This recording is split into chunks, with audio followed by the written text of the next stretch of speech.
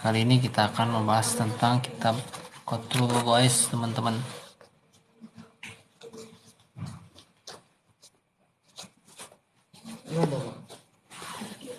Tapi pakai bahasa Jawa sama Indonesia. Bismillahirrahmanirrahim. Assalamualaikum warahmatullahi wabarakatuh.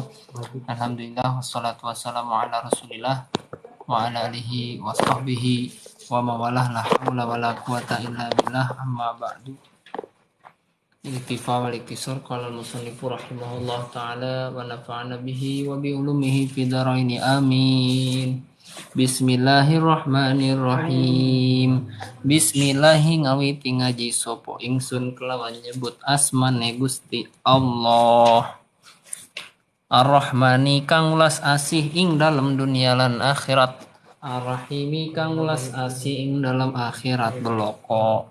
Bismillahirrahmanirrahim, dengan menyebut nama Allah yang Maha Penyayang, yang Maha Pengasih, Ar-Rahman Ar-Rahim. Diceritakan bahwasanya Ar-Rahman itu adalah Allah mempunyai sifat Jala'ilun Ni'am, sedangkan Rahim itu Daqaiqin Ni'am. Ada riwayat yang lain mengatakan Rahman itu Al-Mun'im fid dunya wal akhirah, zat yang memberikan nikmat baik di dunia maupun di akhirat. Sedangkan Ar-Rahim itu zat yang memberikan nikmat fil akhirah, di akhirat saja. Sehingga Rahman itu nanti entah kafir entah muslim tetap diberi kenikmatan. Sedangkan Ar-Rahim maksudnya itu Allah memberikan nikmat tetapi khusus kepada orang-orang mukmin ketika di akhirat. Alhamdulillahi rabbil alamin wal aqibatu lil muttaqin wassalatu wassalamu ala sayyidina Muhammadin wa alihi wa ashabihi. Alhamdu utawi sekabehane puji iku lillahi tetep kedue Gusti Allah rabbil alamin kang mengerani wong alam kabeh. Segala puji bagi Allah yang merajai seluruh alam semesta. Ai maliki jami'il makhluqat, maksudnya Rabbil alamin itu memiliki, merajai, memiliki seluruh makhluk. Jadi masya Allah makhluk, selain Allah itu makhluk, dan ternyata Allah itu memiliki semuanya makhluk gitu ya. Makhluk itu apa? Masya Allah ya. Masya Allah itu makhluk, selain Allah itu adalah makhluk. Nah gitu ya teman-teman.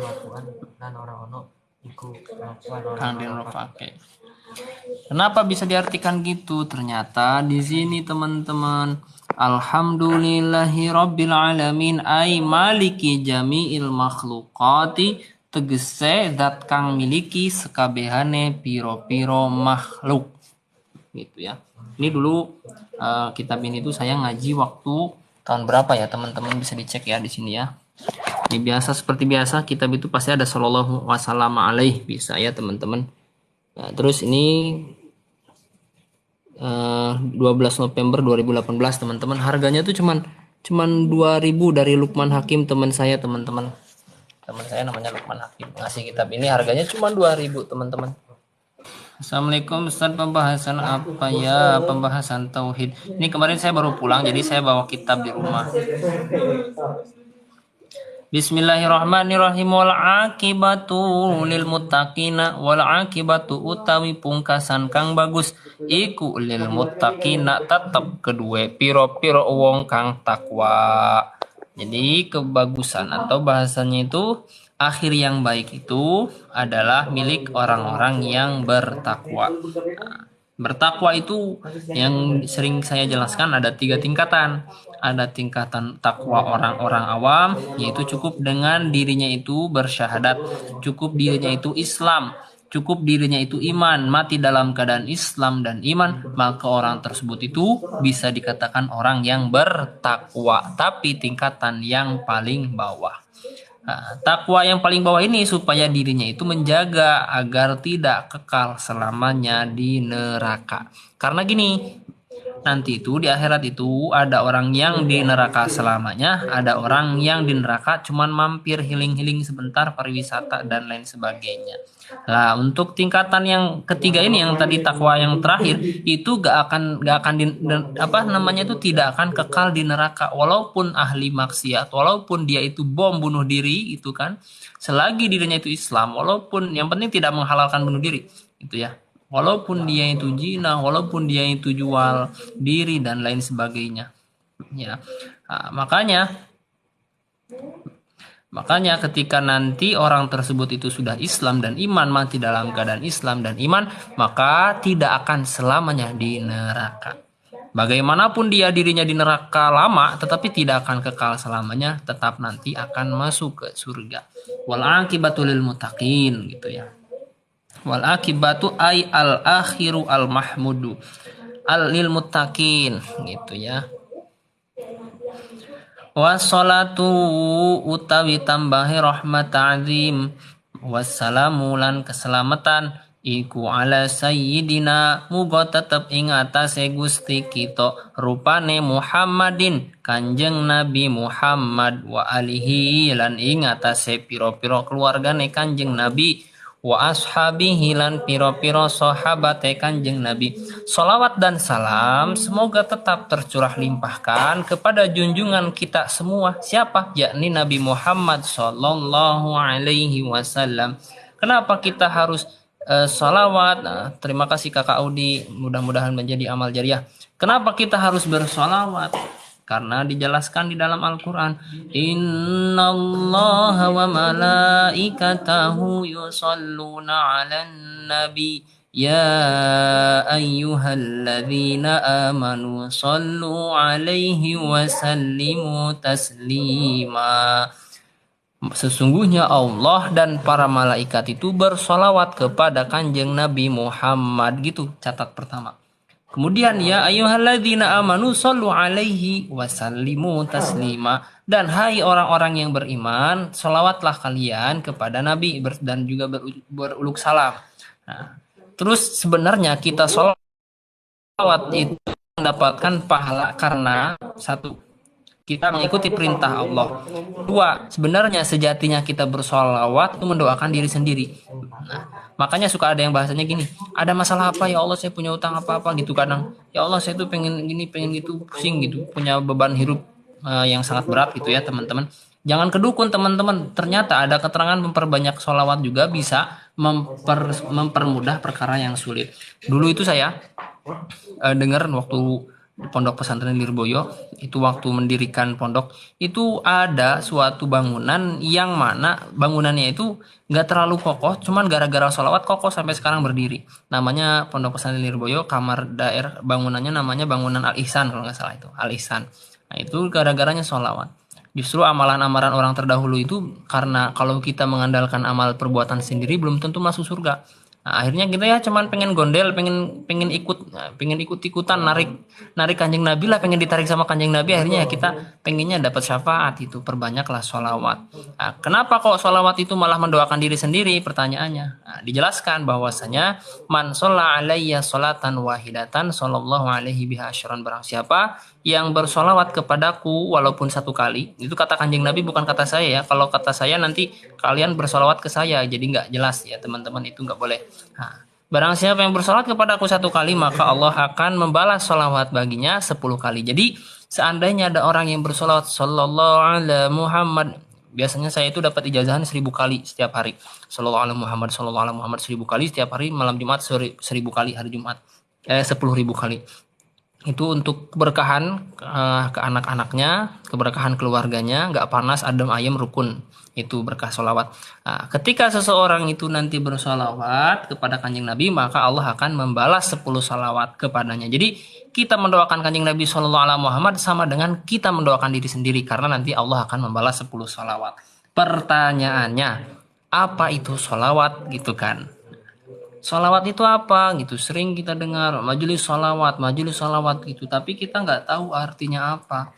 Nah, ternyata sholawat itu adalah kalau nisbatnya kepada Allah, Gak ajaztukum yang tadi mah ajaztukum ya silakan antum amalkan. Gak berat soalnya. Kalau yang berat-berat saya nggak berani.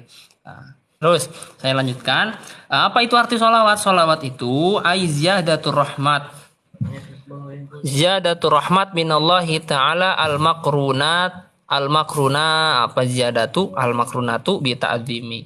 Jadi Allah itu memberikan rahmatnya kepada kanjeng Nabi disertai dengan pengagungan. Jadi maksudnya Allah bersolawat kepada Nabi itu apa? Bukan kok nabinya itu, bukan kok Allah itu ke Nabi Shallallahu Alaihi Muhammad, gak gitu. Bukan kok sholat itu ala Muhammad, gak gitu. Jadi maksudnya Allah bersolawat itu bukan kok berarti Allah mengucapkan Shallallahu Alaihi Muhammad, gak gitu teman-teman.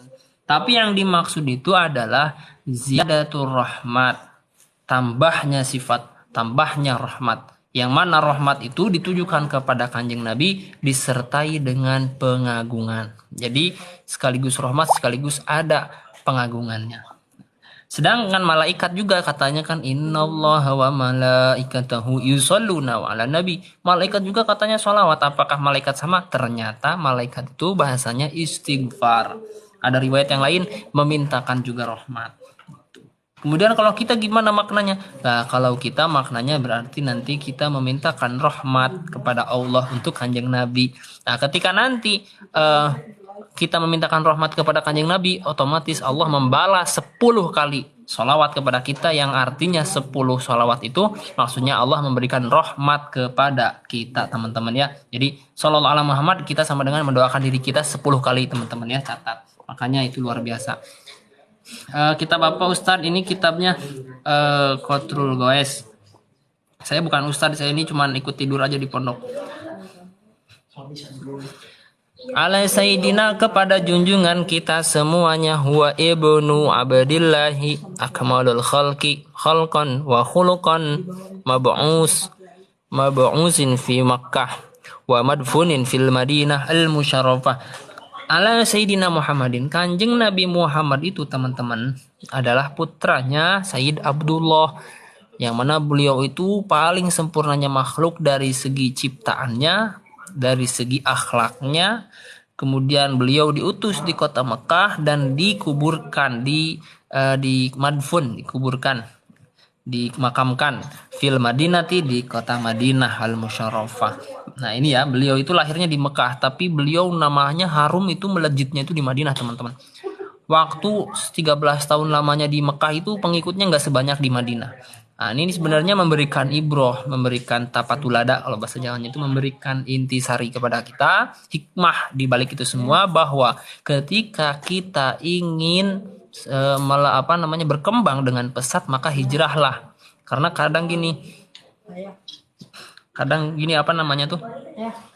kamera nama karena sarahnakeun. Kenapa? Karena kadang gini teman-teman, apa tadi itu jadi lupa bahas apa. Oh ya, hikmahnya kalau misalkan kita itu nanti diam di tempat sendiri itu kadang orang itu tahu kecilnya kita gimana, tahu kita jeleknya gimana, tapi kalau kita di tempat orang itu nggak tahu. Kemudian orang asing itu likulli jadi dinikmatun, setiap perkara yang baru itu kadang membuat orang penasaran gitu loh teman-teman. Akhirnya banyak pengikutnya itu justru di Madinah, karena beliau itu ketika di Mekah nggak sepesat di Madinah teman-teman. Terima kasih Kahurul Ain. Nah gitu, jadinya hanya sedikit himbauan saja teman-teman kalau ingin bagi santri khususnya ya, tapi nggak apa-apa semua juga. Contoh pekerja itu biasanya hijrah malah di negeri orang suksesnya itu. Atau misalnya contoh Mbah Yai Abdul Karim, pendiri Pondok Pesantren Lirboyo, itu bukan asli Kediri, bukan asli Jawa Timur, tapi beliau itu aslinya Magelang. Terus Kiai Hashim Asy'ari Tebu Irang ya teman-teman, itu bukan asli Jombang teman-teman. Kalau nggak salah itu beliau aslinya Demak gitu. Nah, dulu pernah ngajinya itu ke Kiai Soleh Darat Semarang gitu. Kemudian setelah itu ke Mbah Yai Syekhuna Khalil Bangkalan ya, besertaan dengan pendiri Muhammadiyah Kiai Ahmad Dahlan. Nah, itu teman-teman hanya sedikit cerita. Jadi nasab keilmuan, alhamdulillah saya kalau saya itu dari Bayi Mahrus, dari Bayi Kafa dulu yang masih ada beliau. Dari Bayi Kafa ini langsung jalurnya ke Mbah Yai Mahrus, bisa langsung ke Syekh Hasin Al-Fadani karena waktu itu sejaman dengan Syekh Hasin Al-Fadani. Kemudian ke Syekhuna Khalil Bangkalan, ke Mbah Abdul Karim ke Mbah Hashim Asy'ari. Kemudian bisa langsung sebenarnya ke Mbah Yai Syekhuna Holil Bangkalan, karena pendiri Pondok Pesantren Lirboyo itu dulu pernah ngaji di Syekhuna Holil, kemudian setelah itu ngaji lagi di Tebu Ireng teman-teman, jadi bisa langsung sanadnya gitu. Nah, itu kan Syekhuna, disebut Syekhuna itu guru kita semua teman-teman, karena di Jawa Barat, Jawa Tengah, Jawa Timur itu semua sanad keilmuannya ke situ. Mama Ciwedusnya salah satunya kalau di Jawa Barat. Saya lanjutkan lagi teman-teman. Alhamdulillah wassalatu wassalamu ala sayyidina Muhammadin huwa ibnu Abdillah akmalul khalqi khalqan wa khuluqan mab'utsun fi Makkah wa madfunun fil Madinatil Musyarrafah. Beliau begitu ya. Wa alihi ay a'wanihi min ahlil iman. Jadi yang dimaksud alihi, keluarga Kanjeng Nabi, ketika makom sholawat, makom doa, itu yang dimaksud itu bukan kok kerabatnya dari Bani Hashim, bukan yang Habib atau Syarifah teman-teman. Tapi yang dimaksud itu, kalau misalkan kita menghendaki maksud murad alihi, keluarga Kanjeng Nabi, kalau dalam makom doa, ketika kita berdoa, yang dimaksud itu adalah orang-orang yang menolong Kanjeng Nabi. Gitu. Dalam riwayat yang lain, dalam kitab Tausyih, yang dimaksud alihi itu adalah orang yang mengkonfirmasi mau ikut dengan Kanjeng Nabi dalam keadaan beriman, walaupun orang itu tuh ahli maksiat, itu sudah dinamakan dengan keluarga. Nah, jadi supaya apa? Supaya nanti kita mendoakan mereka juga teman-teman. Kalau dikhususkan alihi, keluarga Kanjeng Nabi itu yang hubungannya darah, maka nanti orang-orang yang bermaksiat itu tidak dimasukkan. Kasihan kan? Akhirnya kita umumkan makna keluarga yang dimaksud itu adalah orang-orang beriman, gitu teman-teman. Karena mereka lebih butuh doa untuk diberi doa supaya nanti di akhirat itu tambahan amal sendiri gitu. Nah, sama saya juga butuh doa dari kalian semua ya. Semoga apa yang saya sampaikan ini murni lillahi ta'ala dan menjadi amal jariah yang berupa ilmin yuntafa'u bih, ilmu yang bermanfaat teman-teman. Wa alihi, kemudian wa sahbihi wa ashabihi, dan ashab itu ya. Salawat itu pertama kepada Kanjeng Nabi, kemudian kedua kepada para keluarganya, kemudian wa ashabihi. Sebelum ke ashabihi ini sebenarnya dari lafaz Muhammad. Ini kitabnya Qatul Guys. Dari lafaz Muhammadin. Nama Muhammad itu diambil dari lafaz hamada yuhamidu tahmidatan tihmadan Muhammadan fahuwa Muhammadun wa zaka Muhammadun. Nah, isi maf'ul teman-teman, yang artinya itu hamida itu artinya muji teman-teman. Kalau diikutkan wajan hamada, jadi nanti Muhammadun isi maf'ulnya itu memberikan faidah li taksir. Jadi pujinya itu banyak teman-teman. Kalau misalkan Kanjeng Nabi dipujinya cuma satu kali, ya udah ngikutin wajan hamidah yahmadu, akhirnya nanti si maf'ulnya itu Mahmud. Kanjeng Nabi Mahmud kan, tapi nggak enak teman-teman. Nah, karena Kanjeng Nabi itu banyak sekali sifat yang terpuji dan sering sekali dipuji, akhirnya mengikuti wajan Muhammadun, dan ini dinamai oleh siapa? Oleh kakeknya Kanjeng Nabi, siapa? Yaitu Abdul Muthalib. Ketika ditanya, kenapa engkau menamai cucumu Nabi Muhammad, padahal nama Muhammad itu tidak ada di dalam kaummu dan juga tidak ada dari keturunan kakek moyangmu gitu, katanya. Rojau tuh saya berharap supaya Kanjeng Nabi itu nanti dipuji di langit dan di bumi gitu, dan akhirnya terrealisasi menjadi Nabi yang terpuji gitu teman-teman. Muhammad itu ya. Ada riwayat yang lain yang memberi nama itu Siti Aminah ditemui oleh malaikat dan disuruh kasih nama, namanya Muhammad gitu. Banyaklah versinya ya. Kemudian para keluarganya, para sahabatnya. Siapa para sahabat itu? Wa ashabihi wa hum alladzina jitama'u bihi sallallahu alaihi wasallam. Mereka itu adalah orang-orang yang berkumpul dengan Kanjeng Nabi sallallahu alaihi wasallam fi hayatihi, dalam keadaan hidupnya Kanjeng Nabi, ba'da nubuwatihi, setelah Nabi itu menjadi nabi gitu, setelah dijadikannya nabi. Kanjeng Nabi itu dijadikan nabi. Mukminina, dalam keadaan beriman bihi, kepada Kanjeng Nabi gitu teman-teman. Jadi kalau misalkan ada orang bertemu dengan Kanjeng Nabi kemudian beriman ba'da nubuwah, setelah menjadi nabi, maka orang tersebut itu menjadi sahabat walaupun belum jadi rasul gitu ya. Ini salah satu keterangannya demikian. Ada juga keterangan dalam referensi kitab Nurul Dhalam ya. Nurul Dhalam itu dijelaskan bahwa 3 nabi itu menjadi sahabat.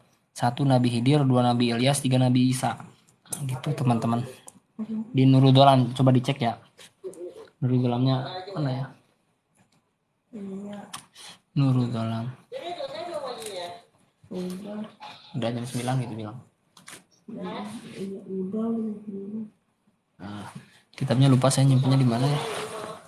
Ya intinya gitulah. Pokoknya ada 3 nabi menjadi sahabat, Nabi Idris, Nabi Khidir, Nabi Ilyas, sama Nabi Isa. Karena katanya dalam suatu riwayat beliau pernah bertemu dengan kanjeng Nabi di bumi. Untuk keterangannya ya Allah alam ya bagaimana. Gitu ya. Wa mana ini wasahaba ladina tufiya Rasulullah sallallahu alaihi wasallam wa hum ahya mi'atu alfi sahabiyin wa arba'atun wa isruna alfan radhiyallahu anhum ajmain. Jadi sahabat yang mana ketika Rasulullah itu telah dicabut nyawanya atau telah meninggal dunia wafat, mereka itu sahabat yang masih hidup itu ada sekitar 124.000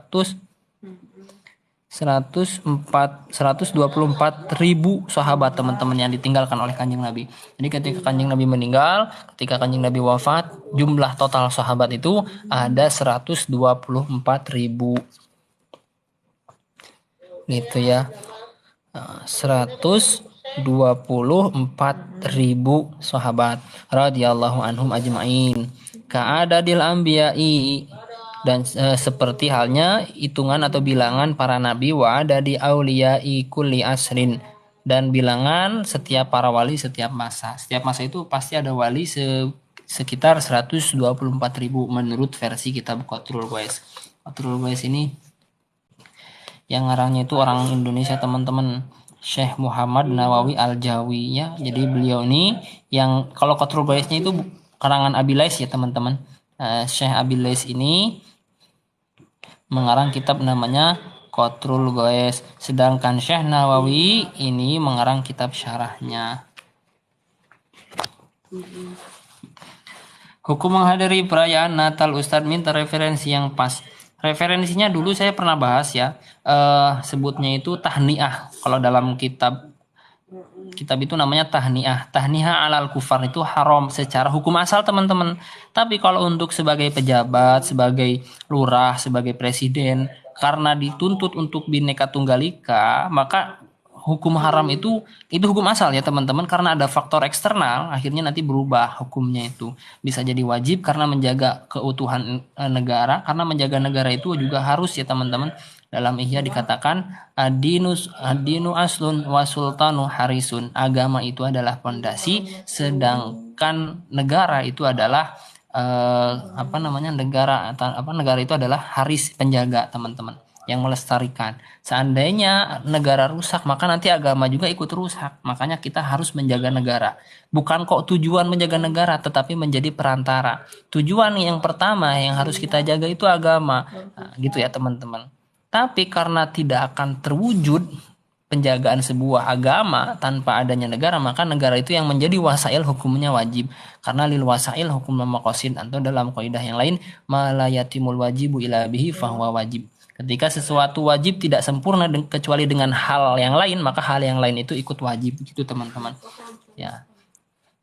Jadi secara hukum asal kalau kita bukan siapa-siapa, kalau langsung selamat hari Natal gitu, hukumnya haram teman-teman. Tapi kalau faktor eksternal, walaupun kiai gitu kan, karena menunjukkan rahmatan lil alamin, salah satu contoh, nah itu maka hukumnya beda lagi ya. Ada hukum asal, ada hukum aridi, hukum baru.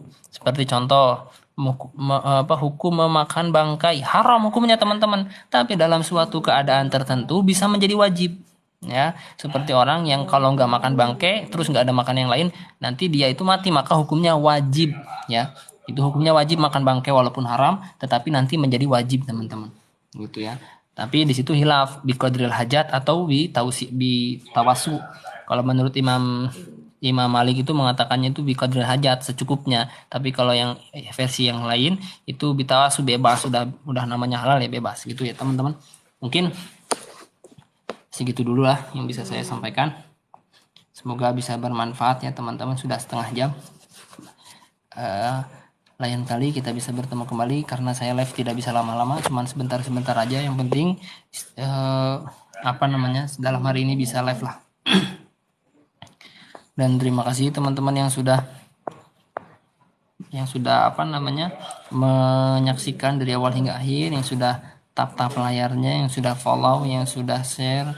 Semoga menjadi amal jariah tersendiri bagi antum semua, karena dijelaskan dalam hadis riwayat Muslim, mandala ala khairin falahu mislu ajri fa'ilihi. Barang siapa yang menunjukkan jalan kebaikan, maka orang tersebut itu mendapatkan pahala sebagaimana orang yang melakukan. Enggak tesapira lah mencik Sunda nama, nggak seberapa gitu ya, nggak seberapa, cuma nunjukin ini loh ngaji, cuma gitu doang, terus orang yang ditunjukin mau ngaji itu pahalanya sama.